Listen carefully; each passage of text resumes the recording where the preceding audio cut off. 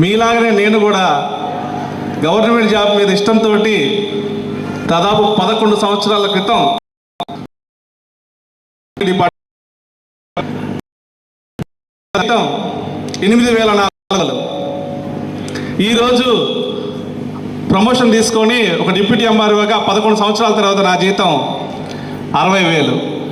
చూడండి, ఇక్కడ స్టేజ్ మీద ఇప్పుడు 50,000 దాటిన వాళ్ళు ఎంతమంది అంటే 10 మంది దాకా వచ్చారు.